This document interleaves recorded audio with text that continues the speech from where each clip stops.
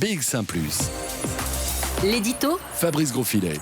C'est une petite musique assez discrète mais persistante. L'inquiétude des experts face au variant Delta, alors que les chiffres de contamination sont au plus bas, alors que le nombre des malades hospitalisés approche la barre des 300 personnes, alors qu'on ne compte plus que 4 décès par jour.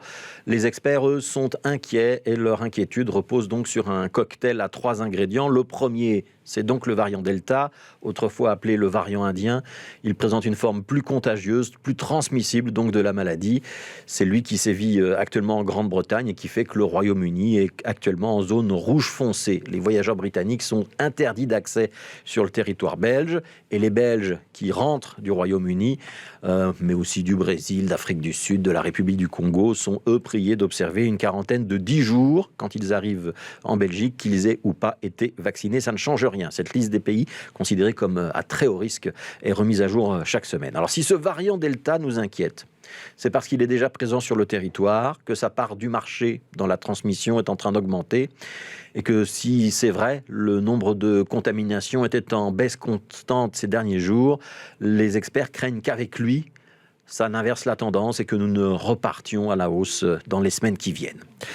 Deuxième ingrédient, les voyages. Justement, il y a donc cette liste de 27 pays à haut risque, il y a tous les autres et surtout le besoin de grand air que nous sommes nombreux à partager.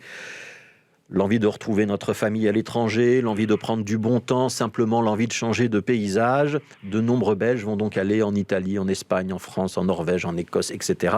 avec le risque de ramener le virus. Une étude publiée hier soir par l'Université libre de Bruxelles confirme que l'été dernier, la moitié des chaînes de contamination qu'on a pu identifier sur le sol européen étaient dues à ce type de voyage dans le courant des grandes vacances. Traduction, la seconde vague, celle qui nous a frappé en Belgique de plein fouet à l'automne, elle était bien, pour moitié, la conséquence des assouplissements et des voyages de l'été. Même si nous sommes de plus en plus nombreux à être vaccinés, il n'est pas exclu que le même scénario se reproduise encore cet été-ci. Alors, troisième ingrédient de ce cocktail de l'incertitude, l'Euro de football, et plus précisément le mélange de supporters. Dans les stades qui accueillent les rencontres, on peut voir que les distances entre les bulles ou entre les groupes ne sont pas toujours respectées, mais aussi dans nos rues, sur nos places, ou même s'il n'y a pas d'écran géant, on voit bien que des rassemblements spontanés ont lieu à la fin des matchs. Des rassemblements de plusieurs centaines de personnes parfois. On crie, on chante, on boit, on tombe dans les bras du voisin. Exactement ce qu'il ne faut pas faire.